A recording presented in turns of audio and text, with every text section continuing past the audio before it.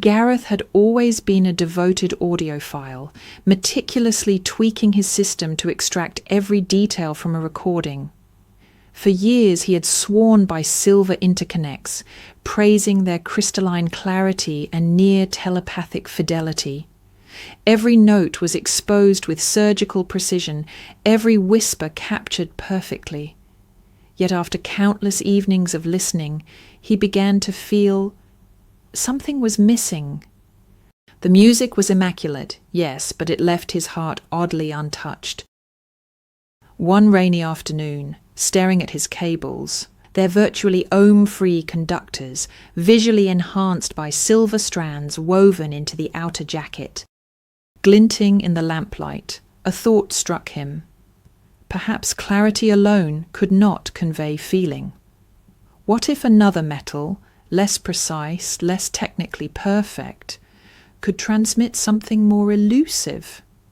He ordered, from a rather expensive dealer, a set of gold interconnects, the catalogue saying, rather vaguely and poetically, that gold carries the soul of the music. Plugging them in, Gareth winced at their inferior conductivity. The highs were softer, the lows less rigid, but as the first notes trickled through, the music felt warmer, richer, more intimate. Silver had shown him what was there, gold told him what it meant.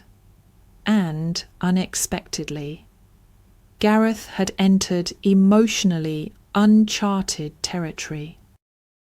From then on, Gareth's regular collection didn't sound the same. Pop, rock, and even Mozart's chamber music sounded hollow. Only Andean folk, delivered through shimmering gold, quenched his newfound thirst for emotional connectivity. And then soon, even pan flutes weren't enough. He hunted rare recordings, Mongolian throat-singing duets with ceremonial yak bells, wax cylinders of Inuit walrus hunting chants. Through the gold, every drumbeat was a lost ocean's heartbeat, every chorus a snowflake weeping for its mother. By the week's end, he believed he had uncovered the emotional pinnacle of human expression. The gold cables transformed his listening experience into a shimmering tapestry of cosmic despair and tender livestock management. After weeks of relentless immersion, Gareth felt drained. Ordinary feelings, mild contentment, casual amusement, now seemed unbearably bland. Even a warm cup of Sao Tome and Principe cocoa felt like a tepid puddle. One afternoon, after a particularly harrowing walrus chant, Gareth paused, staring at his gold cables. Slowly, almost mechanically, he rose from his listening chair. He dug through the back of the cupboard under the stairs and found a tangle of old battered copper cables, not oxygen-free, not linear crystal, but plain old copper, possibly reclaimed from the mains wiring in a foreclosed mobster's safe house.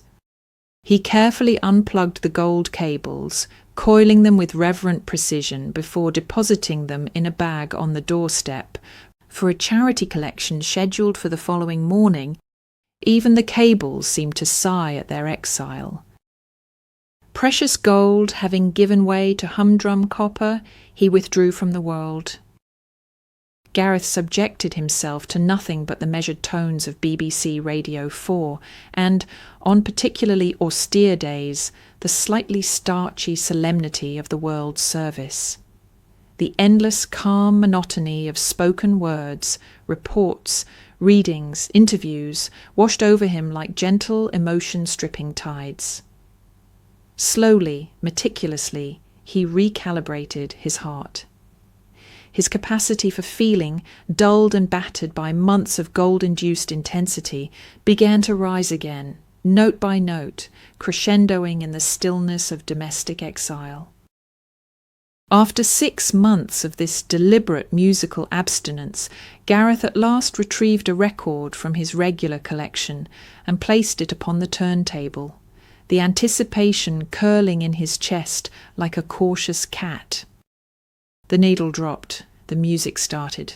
The lyrics intoned with crystalline clarity, and it was everything. Gareth's chest heaved. He sobbed, laughed, wept, wailed, hiccuped, and flailed as though conducting a full symphony of emotion from the deepest corners of his heart. Copper had brought him back. Every sense was heightened, every tear duct primed, every laughter line a taut wire strung with expectation. The pure, sincere, penetrating intensity of it all pressed on him. So much. Far too much. Wir fahren auf der Autobahn.